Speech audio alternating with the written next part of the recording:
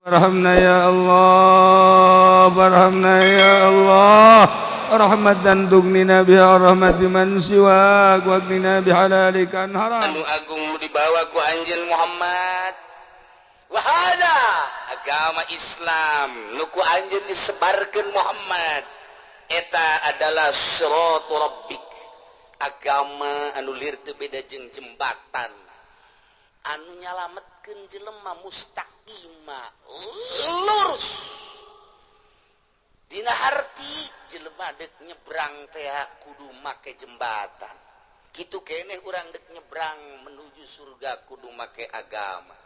geus agama lir teu beda jeung jembatan subhadinul islam bitariq bisyirat bijami anaman tamassakan naja disarupakeun agama Islam kana jembatan dina pada saha jelema anu nyekelan kadinya bakal salamet jelema nu endek nyebrang make jembatan bakal datang ka ditu salamet kitu keneh jelema nu hayang salamet di akhirat ka sorga kudu make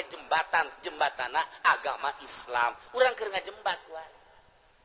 urang keur ngajembat kuari aya di jero agama Islam alhamdulillahirabbil alamin ang memperjuangkeun Kangjeng Nabi nyawa tarohanana hartana geus ribuan onta dan lain sebagainya nu ngaluarkeun para sahabat Sidina Abu Bakar Siddiq Sidina Umar Sidina dan lain sebagainya iyalah kuari hasilna dilanjutkeun ku para sahabat pasti keneh perang keneh bae nyebarkeun datang ke Spanyol sahabat teh nyebarkeun agama ka Eropa mata urang Spanyol loba anu jadi mujtahid teh alfiah karangan urang Spanyol eta teh atuh kitu ngaranna Sulamunairen eta teh karangan Ulugh urang Spanyol di berbagai kitab nu dikarang ku urang Spanyol urang Indonesia urang Cikupa Pasar Kemis nyaho ka Spanyol nyaho ka Madrid na doa kitu ge lamun kitu ge lamun naon kareta sareuris ya nya nyahopan sia mah tuh Masya Allah eta negara Islam ya Allah langsung tekebal dikudeta jadilah negara Nasrani deh hiji-hijina negara Eropa di zaman sahabat Eropa Spanyol mah deket mun urang ti dieu ka Timur Tengah langsung ka Maroko ti Maroko teh Maghribi teh eta teh negarana Abu Hasan Asyadzili ti dinya ka Spanyol henteu kudu naik kapal udara naik tongkang ge bisa naik perahu ge deukeut kadinya hanya setengah jam lamun naik kapal hanya setengah jam lamun naik tongkang mungkin 1 jam ti Maroko ka Spanyol deukeut tapi Maroko mayoritas 100% Islam negarana negara Islam bahasana bahasa Arab kadinya setengah jam ka Spanyol kulit berbeda agamana geus berbeda mata karita didatangkeun ke Islam ka ditu melalui Maroko ti Maroko nah nyebrang kadinya ke Spanyol deukeut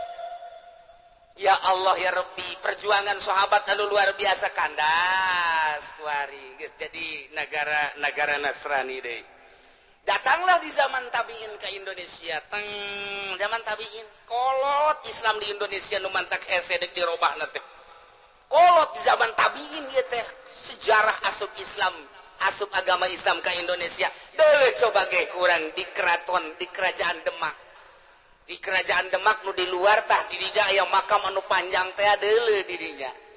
tingali geura di Surabaya baca ku urang sejarah lain lalagaan asupna Islam ke Indonesia di zaman tabiin terus kabelah dieuna disebarkeun can begitu lu nyebar 100 tahun ti harita pohara Indonesia zaman tabiin ka asma tabiin didinya lenyap deui ku budak didinya ku Hindu terus eleh deui bangkit kembali Raden Patah setelah datang ti Aceh asli nama eta teh ti India ti ditu datanglah ke Aceh India mah deket India ke Pakistan Urdu teh eta tinggal kadinya tah Yordan kadieu Arab deket nah mantak diperjuangkeun Islam anu pohara jasa di Indonesia datanglah kuari ka Cirebon berjuang terus jadi itu nanti ampel Sunan Rahmat anu ngamimitian terus berjuang Islam jaya saat eta lain di Indonesia basa dunia 500 tahun silam di dunia Indonesia mendominasi politik Islam, perekonomian Islam, perbudayaan Islam. Banten teh jadi negara Islam. Belah dieu pisan residen Islam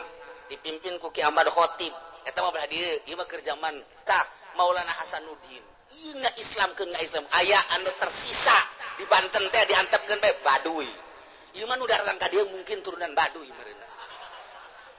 Kumaha teu perjuangan lain lalagaan, masyaallah. Tinggal mempertahankan urang.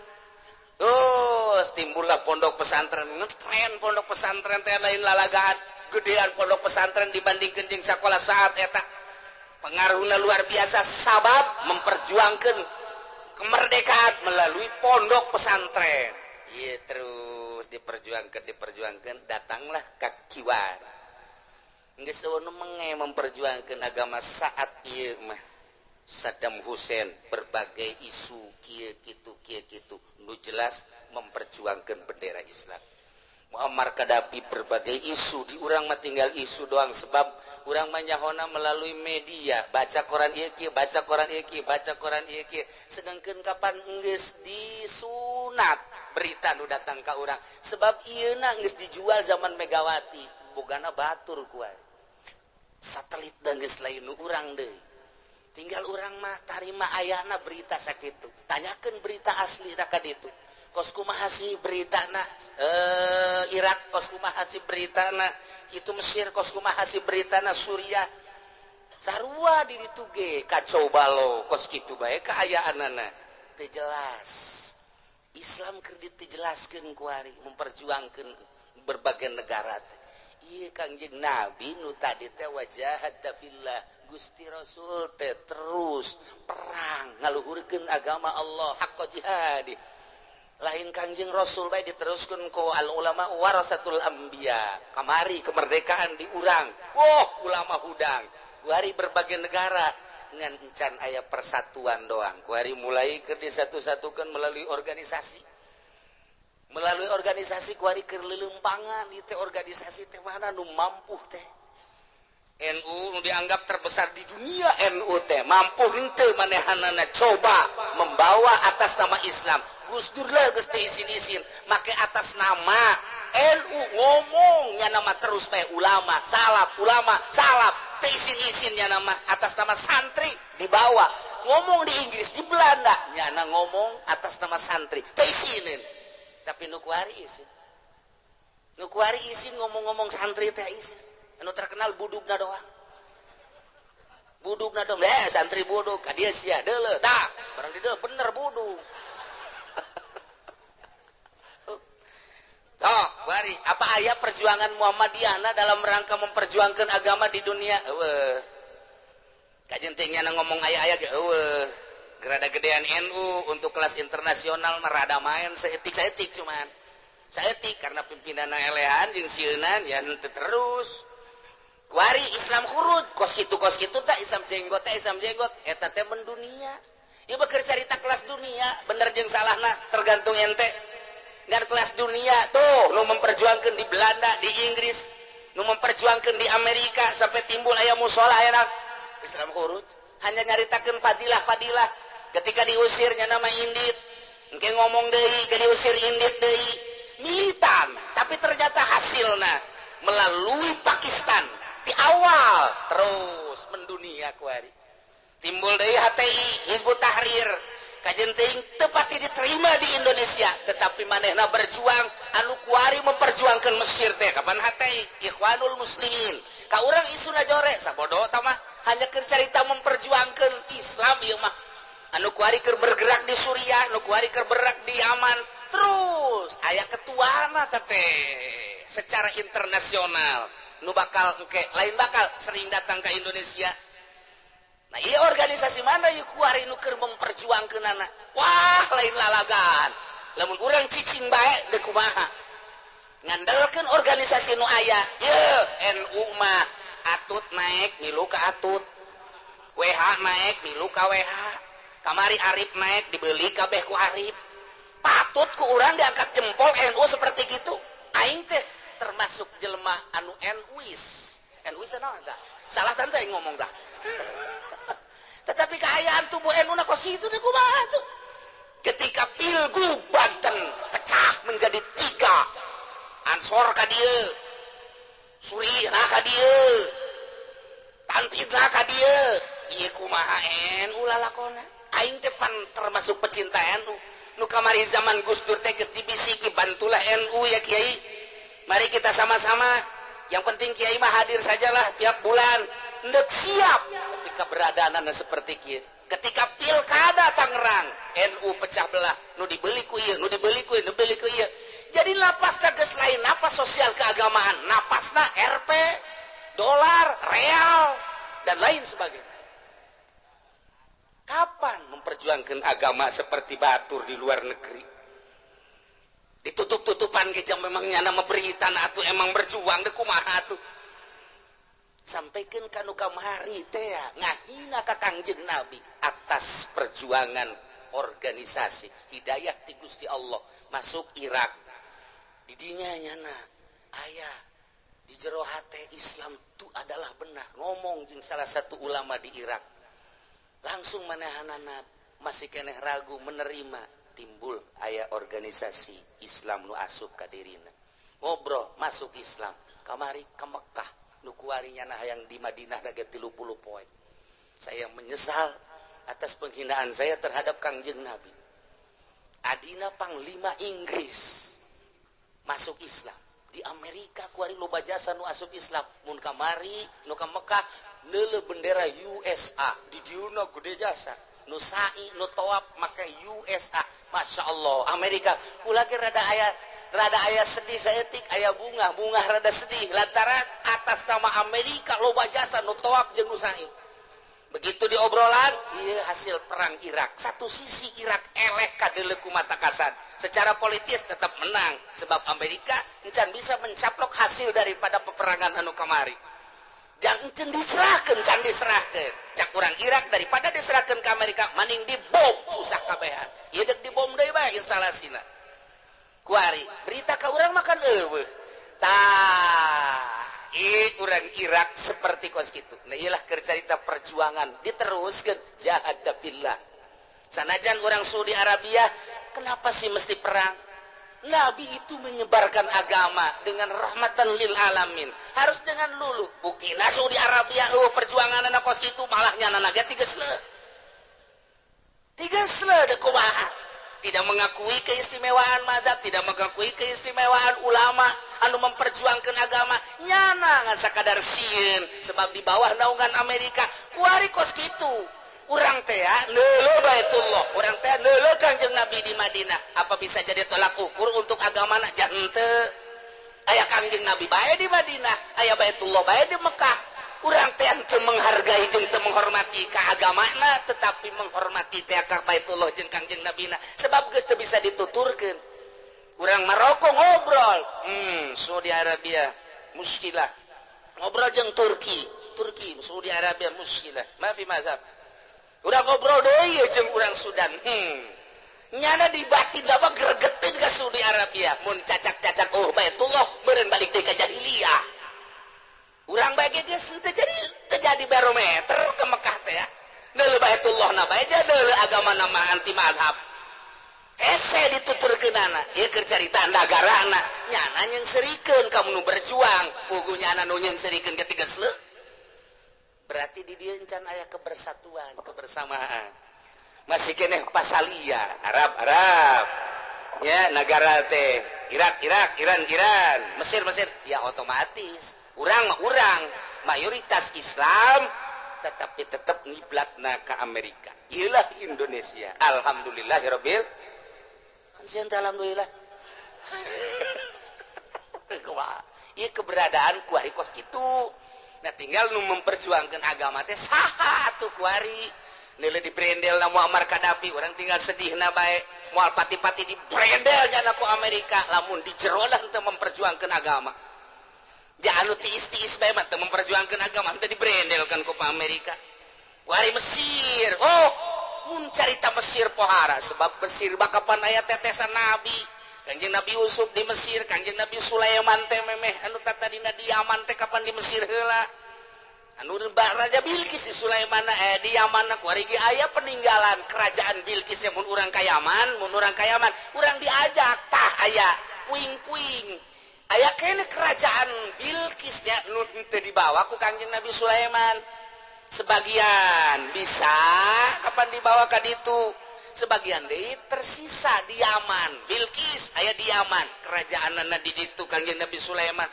Terus datang ka kuari dikenang dina Al-Qur'an ketika maca Al-Qur'an teh orang Mesir mah kapan cerita Yusuf, cerita Kanjeng Nabi Daud walaupun tadina di Irak tapi tetap mengalami di Mesir. Terus cerita-cerita Nabi nyana hudang girohna kajen kukumaha ge keagamaanna tinggi. Nah, mantak tetep Amerika ngamusuhan bae ka Mesir maka jan kukumaha. Terus Irak boga sejarah negara tertua di dunia adalah Irak. Iran,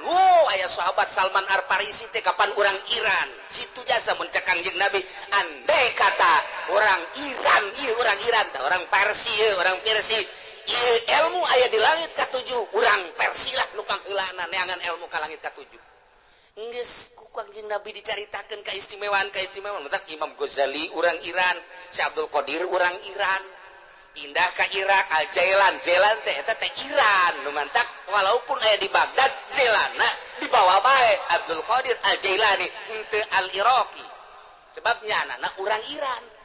Lain lalagaan urang Iran mah masyaallah pohara jasa. Mantak Amerika leuleukeun bae. Nah, kuari keur bobogohan Amerika jeung Iran. Nyawa sia bobogohan. Teu jauh di jero nama wallahu alam eta urusan politik. Batur banggeus kos kitu main secara internasional. Urang mah biasa bae kieu bae. Paling ge urang mah sedih teu kebeuli HP gitu palingnya. Memperjuangkeun agama batur deuleu. Sarua nyawa taruhanna jadi jahad fillah haqqa jihadi teu paarem. Terus bae. Sanajan diulah-ulah ge di urang waktuna mah engke perang atuh perang bae. Sanajan engke cak pemerintahnya tidak usah perang, itu hanya mayat bergelimpang ge anu ngajawab teu perang ge Thailand sabaraha puluh juta 80.000 bea ku angin ge teu perang atuh mending perang memperjuangkeun agama. Emang kiai siap jasa perang henteu sih. Atuh perangan naon aing bisa naon deh aing keur carita bae atuh. Cerita perjuangan anak orang Masya Allah Maulana Hasanuddin Pohara Jasa Maulana Yusuf datang ke makom Nagaya Tilu di Banten aya di Makassar aya di Maroko aya eta teh kos karar itu Masya Allah mamangge aya di Cikupah aya di Bojong aya nu ngora jeung nu kolot mah pagaweana ieu keur carita wa hadza agama Islam di jerona aya Al-Qur'anan Siratu Rabbik agama pangeran Islam ngaranna mustaqima lurus la auja fi qad fassalnal ayati liqaumin yadhakkarun nyata ceuk Gusti Allah kaula geus merinci satu persatu geus ngajelaskeun satu persatu melalui perjuangan Kanjeng Nabi al-ayati karena ayat-ayatna ialah liqaumi yatadzakkarun bagi kaum anu menerima kana piwuruk bagi kaum anu ngarasa kana pitutur bagi kaum anu ngalap kana piwuruk jeung pitutur anu nyokot manehanana kana aturan-aturan. Geus aya ayatna politik ieu ayatna ekonomi ieu ayatna budaya ieu ayatna dan lain sebagainya geus cukup deuk nyieun kapal aya dina Al-Qur'an deuk nyieun mobil aya dina Al-Qur'an keur cerita teknik deuk ngabangun sebuah negara geus aya dina Al-Qur'an deuk ngabangun perbudayaan geus aya dina Al-Qur'an deuk ngabangun perekonomian geus aya dina Al-Qur'an tinggal Al-Qur'an bae ulah datang ka sakadar dimusabaqahkeun baca gali sok geura resapi mata kurang mun maca Al-Qur'an teh dititahna hiji warattilil Qur'ana tartila sing tartil ulah cepet teuing nomor ka ditu tafakura tadabbur iqra ma tadabbur orang maca Quran teh lain sakada tamah Sunda sadaqallahul azim ulah coba ditadabur kurang wa hadza siratu rabbika mustaqima nerawong awang-awang urang teh kana perjuangan Kangjeng Nabi aya mukjizat Al-Qur'an di dinya teh agama Islam nu keur diperjuangkeun ku Kangjeng Nabi nu nurut jeung nu nentang loba jasa dijelaskeun ku Gusti Allah horenganan eta agama teh siratu rabbik ieu teh adalah jalan menuju pangeran Islam ngaranna mustaqima anu lempeng teh ka jero hate teh mudah-mudahan urang teh bari maca Quran teh didinya ngadoa salain nu kos itu ngadoa Gusti ihdinas siratal mustaqim ihdinas siratal mustaqim lain abdi bae Gusti pamajikan abdi anak abdi Gusti incu-incu abdi sadayana Gusti kawauh abdi jeung tatangga abdi bere ku Gusti siratal mustaqim tuh lamun urang we tadabur mah angel ka tamat memantak emang mangasa taun tilok tamat ge eta meureun kos kitu tah datang ka bulukan Quran teh dibaca teh ditadabur teh qad fassalnal ayati liqaumi yazakkarun nyata ku Gusti Allah teh geus dijelaskeun diperinci ayat-ayat teh berbagai-bagai ayat anu menuju kana perjuangan Kangjeng Nabi politikna ekonomina budayana dan lain sebagainya geus dijelaskeun ilah bagi kaum anu narima karena penjelasan eta nyokot karena piuruk jeung pitutur eta jelema anu nyokot karena piuruk pitutur Al-Qur'anul Karim berbagai ayat-ayat Al-Qur'an iyalah jana sarua jeung nyekelan karena siratul rabbik berarti engke adalah menuju kasalamatan mantak ditambahan ka dieuna lahum darussalami inda rabbihim tetaplah ka jelema-jelema anu nyokot kana piwuruk pitutur pelajaran Al-Qur'anul Karim di jerona adalah agama Islam aya Al-Qur'anan di jero deuk naon bae ge aya nyekelan kadinya sarua keur nyebrang di jembatan Shiratal Mustaqim lantaran teu bulak bilok dina agamana cak agama Islam haram nyana henteu cak agama Islam wajib nyana ngalaksanakeun teu peduli nyawa tarohana lah jamal kebal hirup teh teu bulak belok sakali haram bae teu kabita di bibita ku kumaha ge di sisi di gigir teh nyeungsirikeun menya zaman kuari henteu ngredit membung aing mah besing ke di dituna ngagelok tetep bae aing mah moal bae cara kredit model kos kitu mah geus diomongan ge henteu aing mah keur nyebrang di jembatan Shiratal Mustaqim. Hei, sia kapan jadi DPR sing hade jadi DPR teh kan sia teh anu nyieun rancangan undang-undang anu bakal dilaksanakeun ku eksekutif ku pemerintah. Sing bener atuh nyieun perbandingan-perbandinganana laksanakeun atuh. Is henteu aing mah kerja di DPR ieu mah di Indonesia mah demokrasi. Ngagelok sia di dinya. Awas sia keur nyebrang di jembatan Shiratal Mustaqim. Sia teh kapan jadi MUI sing hade tanggung jawab negara teh ieu urusan agamana adalah urusanana di MUI kumaha izin tentang permasalahan nu kaitan jeung haram jeung halal terutama tina makanan kemudian minuman kemudian kabelah ditunda tentang aurat kemudian ka ditunda tentang kitu karakter-karakter pernahkah diperjuangkeun ku anjeun wahai MUI di Indonesia sebab MUI eta adalah jangan lempengkeun ketika aya DPR nyieun undang-undang nu bakal dilaksanakeun ku eksekutif bertentangan jeung agama pan baheula ge urang kambangun negara teh lain negara Islam tapi negara teh negara demokrasi ngan aya MUI-an di dinya jang nyentil ketika teu akur pernahkah MUI wari noelan ka pamarentah jeung ka DPR nu salah sing hade sia keur nyebrang ieu teh sia hade kabelah dieuna ieu pondok pesantren di modern-modernkeun salah atuh henteu supaya maju agama mantap jasa tapi sing nyaan sia ngamodernkeunana ulah mengatasnamakan agama tapi horeng di jero na mandek meuli apansa ngagelok sia nyebrang sing hade sia teh make atas nama pondok pesantren di dinya teh berarti bener-bener agama awas bebeneran tah henteu bebeneran atuh salamet kudu deui dikitukeun dimodernkeun teh secara lahiriah teh abeh nyaho karena kemajuan anak sebab batur manggisian universitas kok orang kieu-kieu silakan tapi nyaan apa henteu memperjuangkeun anak ketika nyaan lempeng sorga sia ketika henteu nyaan ngagelok sia di neraka jahanam mebes sia kajen kukumaha tuh cenah atuh menawan dek pondok pesantren salap bae teh sakola aja baheula heg bae atuh alhamdulillah ku ari geus boga santri 50 datang ka 100 nikmat jasa nu diajina ge sapinah takrifatul muin alfiah nikmat jasa isuk-isuk salat duha kemudian magahan santri terus istirahat kayak lulah tas dohor ke sorogan terus datang ke asar kayak ngaji deui terus datang ke peting kayak ngaji deui nikmat jasa memperjuangkan agama geus berhasil nyana aya muridna nu jadi ustad aya muridna anu sanajan bergerak maneh di ekonomi tapi lempeng terus kabelah dieuna didatangan nyana teh aku lurah didatangan ku camat ku bupati diajak nyana nyebrang ka pilkada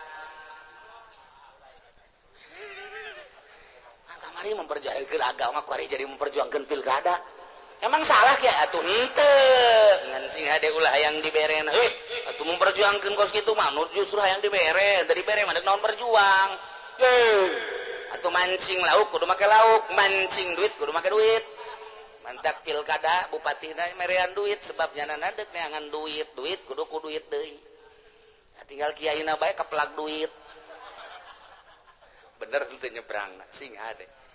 hade iya tah lamun bener nyekelan agama Islam nu di pesantren salaf nu di pesantren modern nu di pemerintahan anu bergerak di perekonomian ja akur bae memperjuangkan agama di sebuah negara akur bae lempeng bakal aku bah lahum darussalam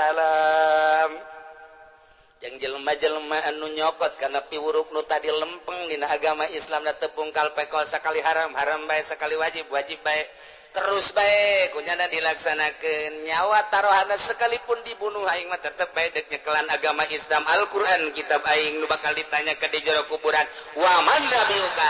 bejakeun Muhammad wa ma itu kita buka Al-Qur'anul Karim ketika orang ke ditanya lamun bulak-belak mah cak malaikat wa ma kita buka Al-Qur'an pernah teu kusia dilaksanakeun pernah teu sakali sak malaikat dibonggol ku aing 5 kali eta ngomong Al-Qur'an lo bejerona ih geus haram bae geus ulah tahu urang keur nyebrang jembatan Siratal Mustaqim ku ari keur nyebrang mun lurus nyebrangna dibere Darussalam teh Darussalam ya nek surga inna rabbihim di Gusti Allah urang dibere sakedeung paling kebal orang 63 atau naik 70 naiklah keur dibeli kebal kena 80 anu kandas mah dihandap keneh loba nu 50 nu 40 moal kebal hanas urang teu kebal di alam dunia hanas pungkal pengkol sugih teu senang teu di akhirat ngagujubar pikir ku awak pikir ku otak karunyaan diri urang masyaallah aju kerja di tasugih nage misalnya orang ayeuna mah Bang Bitbet didinya kerja di DPR alhamdulillah mobilna aya mobil plat beureum aya mobil nang sorangan aya tapi hasil korupsi naon ngeunah nasi isuk pake topaeh ngagujubar di neraka jahanam atuh urang jadi bupati ku ari mak proyek kudu aya izin teh aing sekali izin tanda tangan berarti kudu sekian persen halal apa haram sih duit kos kitu tanyakeun geula ka kiai atuh ulah tanda tangan sekian persen tanda tangan sekian persen asal aya proyek bae 30% kudu bumplak eta teh aku kos kitu teh haram apa halal kunyana terus bae keur nyebrang di jembatan Siratal Mustaqim umur sia sabaraha wae bupati wahai wali kota wahai gubernur 70 tahun sia legleg ku sia di akhirat kujubar ka neraka jahanam ci ulah main-main terus jangan makan neraka ge eta kiai nu diumrohkeun serius ya ngomong diumrohkeun meureun ih ka bapak-bapaknya eta teh duit teu beres ku lagi ngocoprak bae ti baheula bener bod sing ade aing ngocoprak ti memehna sing ade ulah daek lawan sababna geus teu langkah-langkahna sebab ti ditu dirawat ti dieu dirawat geus dibejaan unggal ngomong muludan ngabejaan segala ngabejaan deudeuh jeung karunya tapi pan terus bae kerasa ku sia kumaha tobatna coba mendingan teu ka Mekah mendingan teu umroh daripada di ka Mekahkeun jeung diumrohkeun make duit nu kos karaiton lejis deuleu ku mata hate ulah ku mata ieu can asal deuleu Baitullah bae deuleu Baitullah bae mah tuh nyieun bae sia batu di hideungan ieu lah Baitullah hese amat sih ku hese teuing eta mata hate bukakeun sing hade geus terus bae sing hadean maksudna kumaha supaya lempeng abah menang darus salam inda rabbih tapi kaditu nama kajian diomongan gengan sekadar tugas ye dah hakikat nama wa huwa waliyuhum bima kanu ya'malun asli nama nungurusan teh Gusti Allah ye urang keur carita hakikat nama jelema nyekelan agama kemudian lempeng nyekelan agama na teu bulak belok satu kali AA satu kali BB